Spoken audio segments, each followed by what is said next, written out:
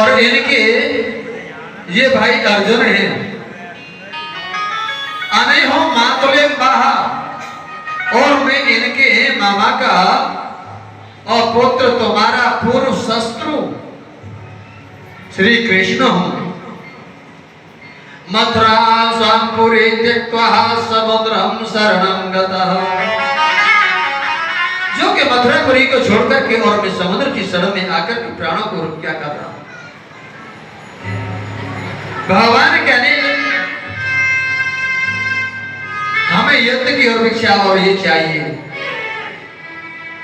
जरासंध बोला कि तो महाराज आपसे मैं युद्ध नहीं कर सकता हूं कि आप तो डरपोक हो, युद्ध छोड़कर के भागे जाते हो, और अर्जुन मेरे बराबर का नहीं है।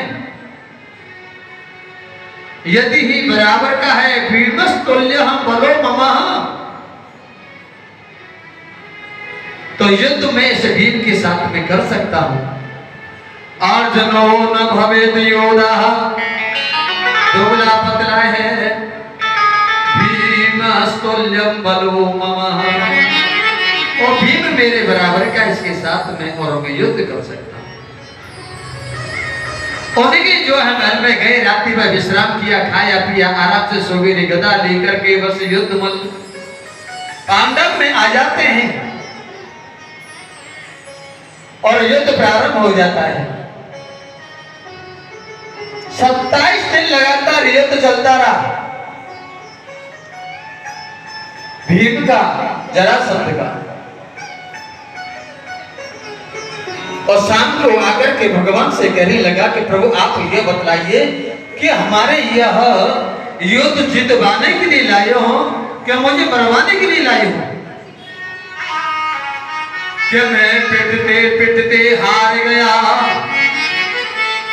तुम कैसे हो रक्षाकारी, मैं रोता हूं तुम हंसते हो, ऐसे हंसने पर प्रभु बलिहारी। मैं तो गदाओं के प्रभाव से वहां पर रोता हूं, आप जो हंसते रहते हो। क्योंकि अब भीम को यहां पर अभिमान था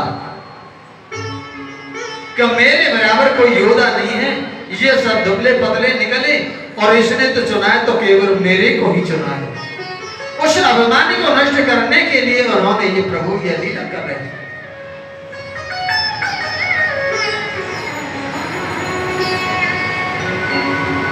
भगवान कहने लगे भीम चिंता मत करो, शाम को जैसे शरीर पर हाथ फिराया उनकी दिन भर की थकान और सब दूर हो जाती है। आज करुणा निधान का आशीर्वाद मिलती, प्रातः काल फिर हाथ में गदा लेकर के और वो चलता। भगवान ने कहा कि यदि तुम्हें युद्ध जीतना है तो मेरी तरफ आप जो है दृष्टि डाल करके देख लो। क्यों कि यह दुनिया है, दुरंतिया है। इस दुनिया दुरंतिया में कोई प्राणी भला नहीं है, सब दोगले हैं, सब दोगले।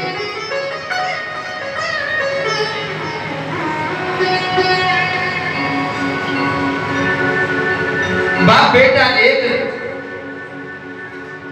घोड़ा लेकर के और नगर से निकल गए, तो दूसरे गांव वालों ने कहा कि अरे भैया देखो कितने ही और निर्दयी जवान हैं, छोटा सा जीव है, उस पर दोनों बैठ करके चले जा रहे हैं।